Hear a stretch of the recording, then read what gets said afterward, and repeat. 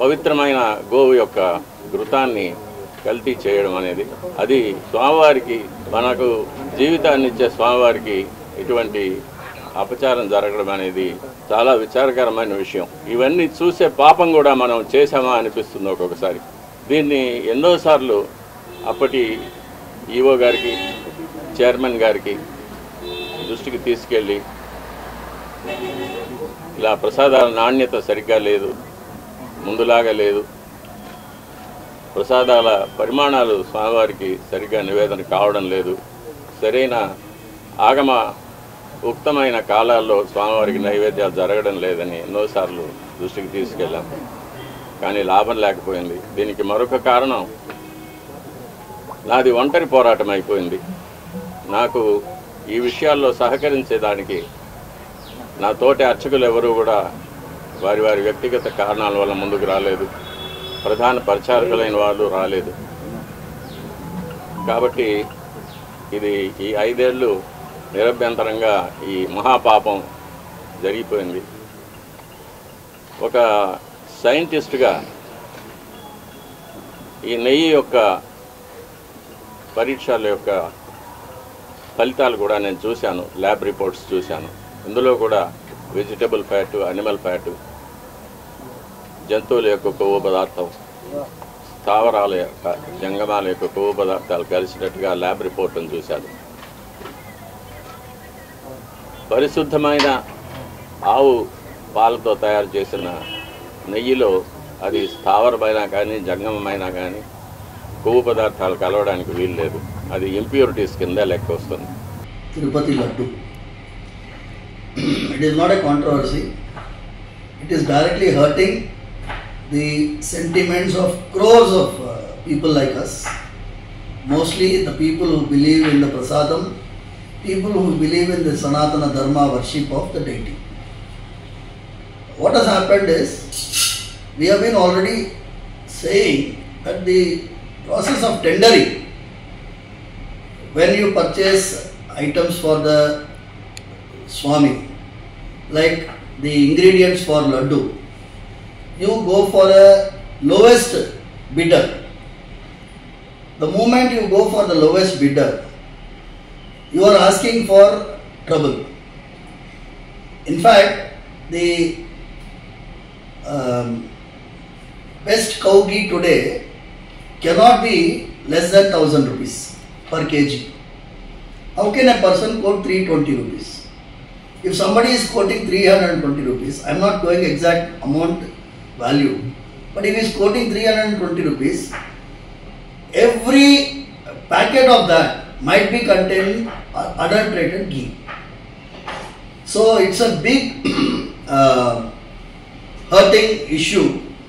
We have to inquire into it and find the culprits and book them to take them to task. Number one, I appreciate the statement of Honorable Deputy Chief Minister of Andhra Pradesh, Shri Pawan Kalyan Garu, because he has said there should be a national level Dharmika Parirakshana Parishad. We have been talking about that the same way.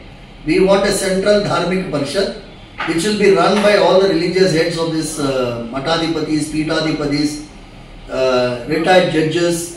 If they have a central Dharmika Parishad, the temples can be run under it. That is what is the best solution, staying away from the temple system by government control. Sarvejana Sukhino Bhavantu. ప్రతిపక్ష నాయకుడుగా ఆయన పాత్ర ఆయన చేశాడు. నేను అసెంబ్లీకి రాను అని మాట్లాడలేదు, వచ్చాడు ఆయన ఖచ్చితంగా. స్పీకర్ గారు ఉండగా చెప్పుకోవలసిన మాట, ఆయన వచ్చాడు.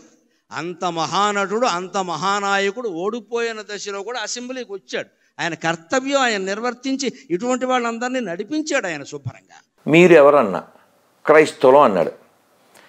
క్రైస్తవం గురించి బైబిల్లో ఉందా అన్న, బెబ్బే. క్రైస్తవం అనే పదం బైబిల్లో లేదు, తెలుసా మీకు? తెలియదండి నాకు. తర్వాత కాలంలో వ్యాపారం సార్ ఇది. ఓన్లీ ఇప్పుడు క్రైస్తవం అనేది పొట్ట బట్ట తప్ప ఏముంది సార్, కొబ్బరి మట్ట. ఇప్పుడు ఇప్పుడు ఎవరైనా మతం మారిపోతే అన్నీ బాగుపడిపోతాయి అన్నారు అనుకుందాం. అంటే నేను వాళ్ళు అడిగారు, ఎందుకమ్మా ఇలా మారావని అడిగాను. అడిగితే ఇలా క్యాన్సర్ వచ్చింది. క్యాన్సర్ వచ్చింది నిజమే, కానీ ఆన్సర్ వచ్చింది వాళ్ళకేమన్నా?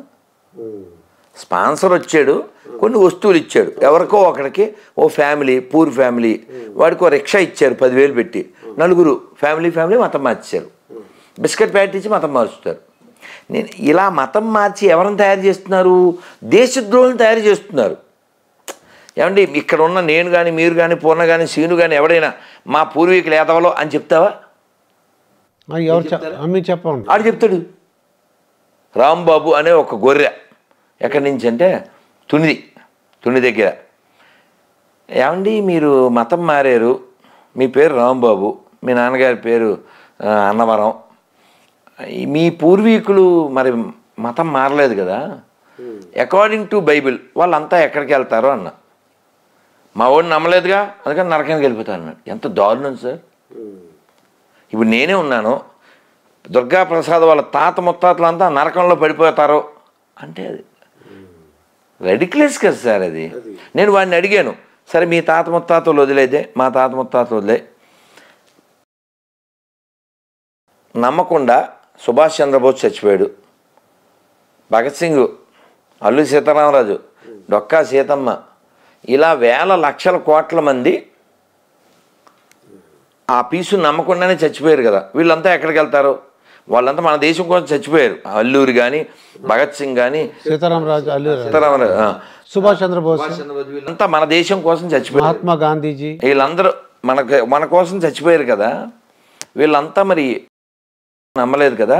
వీళ్ళు ఎక్కడికి వెళ్తారంటే వాడు ఏమన్నాడు తెలుసా? ఎవడైనా సరే మా వాడిని నమ్మకపోతే నరకమే అన్నాడు. వాడు చెప్పింది కరెక్ట్. ఎందుకంటే మార్క్ 16 అని చాప్టర్ ఉంది, ఒక చాప్టర్ పేరు మార్కు. అందులో 16వ వచనం ఏంటంటే, నమ్మి బాప్టిజం పొందినవాడు రక్షించబడును, లేకపోతే శిక్షించబడును. అంటే ఏంటండి దాని మీనింగ్ ఏంటి? నమ్మి వాడి దగ్గర బాప్టిజం పొందాలంట, నమ్మకపోతే శిక్షించబడతాడంట. ఏమండి, మనం ఏ షాపులో కొనాలో మన ఇష్టమా, షాపు ఇష్టమా? మన ఇష్టం అండి. ఇది పోనీ షాపులోకి వెళ్ళాక ఏం కొనాలో మన ఇష్టమా, ఆడిష్టమా? మన ఇష్టమా అండి. ఏమండి, అంతేనా? కానీ వీళ్ళు ఏమంటారంటే మేము చెప్పిందే కొనాలి అంటారు. ఇప్పుడు దేవుడు ఉన్నాడా లేడా? దేవుడు ఉన్నాడండి. ఓకే, మీరు ఒక్కరే కాదు ఈ మాట చెప్పేది. ప్రపంచంలో 700 కోట్ల మందిలో 99% మంది ఏం చెప్తారు? దేవుడు ఉన్నాడని చెప్తారు. అంటే ప్రపంచం అంతా ప్రశాంతంగా ఉండటానికి ఒక మంచి రీజన్ ఉందిగా. దేవుడు ఉన్నాడనే కదా ఎక్కువ మంది చెప్పేది. కాబట్టి గొడవలు ఉండకూడదుగా. మరి పాకిస్తాన్ ఎందుకు పుట్టింది? బంగ్లాదేశ్ ఎందుకు పుట్టింది? ఆఫ్ఘనిస్తాన్ ఎందుకు పుట్టింది? కాశ్మీర్లో 1 లక్షల మంది హిందువులు ఎందుకు చంపేశారు? దేవుడు ఉన్నాడు, కానీ నేను చెప్పినోడే దేవుడు అలా అంటున్నారు. అందుకు కోపం వస్తుంది మీకు, అందుకు ఆవేశం. దేవుడు లేడని చెప్పట్లేదు. మన ప్రాబ్లం మూర్ఖత్వాన్ని వ్యతిరేకిస్తున్నాం, దేవుడిని వ్యతిరేకించట్లే. మీ నాన్నగారు మంచిగానేగా? అవునండి. మీ నాన్న ప్రాబ్లం ఏం లేదుగా. ప్రాబ్లం ఎప్పుడొద్దే? మీరు ముగ్గురు నాన్నలో వేస్ట్, మా నాన్న ఒక్కడే మంచివాడు. ఆ ప్రాబ్లం అంటే ఏలూరులో ఉన్నప్పుడు చిన్నప్పుడు మా అమ్మగారు నాన్నగారు అందరం కలిసి మేము అది చర్చికి వెళ్ళేవాళ్ళం అండి, దర్గాకి వెళ్ళేవాళ్ళం.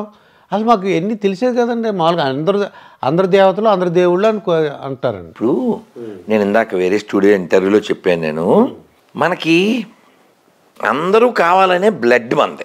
అవును, అందరూ కావాలి. యేసు ప్రభువుని నమ్ముకుంటాం, దర్గాలకు వెళ్ళి మనకి అసలు మనకి ఇప్పుడు ఈ దేశంలో సెక్యులరిజం అనేది ఓన్లీ ఎవరికి సరిపోతుంది? మన ఒక్కరికే. హిందువులకు మాత్రమే సెక్యులరిజం ఉంటుంది. క్రిస్టియానిటీకి సెక్యులరిజానికి, ఇస్లాంకి సెక్యులరిజానికి అసలు పొసగదు.